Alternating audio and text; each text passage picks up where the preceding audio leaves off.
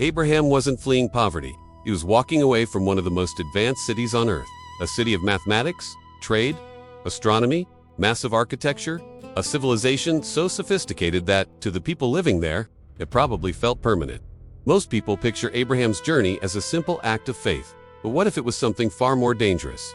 What if Abraham wasn't merely migrating, but defecting from the most powerful system of his age?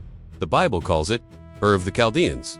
But archaeology reveals something far beyond the simple world many people imagine. Ancient Ur contained multi-story homes, complex drainage systems, written contracts, long-distance trade networks, mathematical systems still studied today.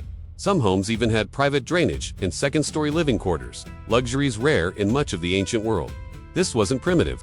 This was one of the great cities of the Bronze Age, the New York City of its time. And towering above it all stood the great Ziggurat of Ur, dedicated to the moon god Nana. To the people of Ur, religion wasn't separate from society. It shaped everything: economics, politics, identity, power. And to thrive in Ur often meant participating in the system behind the temple. And ziggurats were far more than monuments. They were political centers, economic centers, religious centers. Ur wasn't merely a city, it was a civilization system. And the ziggurat didn't simply exist within the city, it dominated it.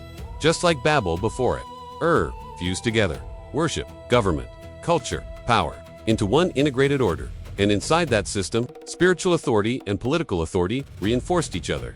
Then comes a detail many people overlook.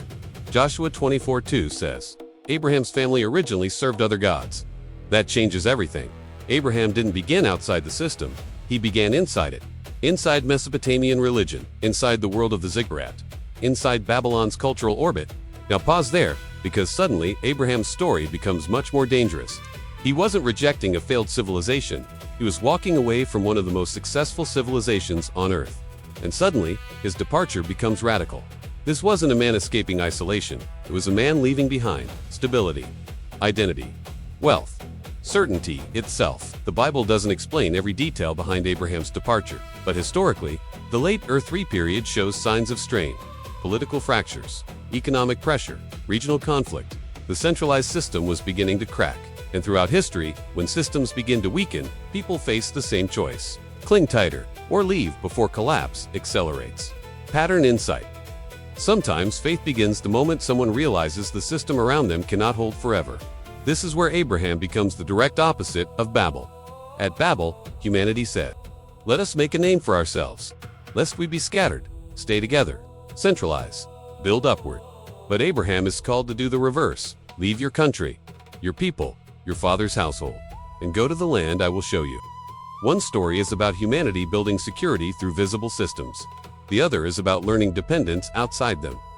In Hebrews 11:8 says, "By faith Abraham obeyed when he was called to go out, even though he did not know where he was going." That's the tension. Babel trusted what it could build. Abraham walked toward what he could not yet see. Imagine the moment: the glowing city behind him, the ziggurat towering against the night sky, the trade routes, the wealth, the certainty. Everything measurable was behind him. Only the promise was ahead. And ahead? Wilderness, uncertainty, dependence. Abraham's caravan leaving Ur wasn't merely migration. It was separation from an entire worldview. Now step back and look at the larger pattern we've been tracing. Book of Enoch, accelerating knowledge. Babel, centralized rebellion. Ur, civilization fused with spiritual power. Abraham, the call to leave the system behind. This isn't random. It's the same ancient tension repeating across history. Centralization versus dependence. Control versus covenant. Empire versus faith. And that tension never fully disappears.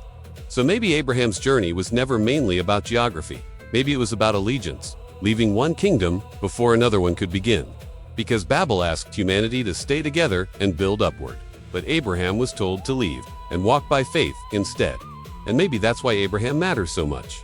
Because every age eventually faces the same question. Can a person walk away from the system before the system becomes their identity? What do you think? Was Abraham simply migrating for opportunity? Or leaving something much deeper behind inside the world of Ur?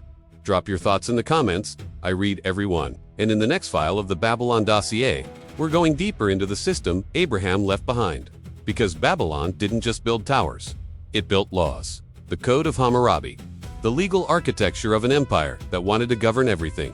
Subscribe and turn on notifications so you don't miss what's next.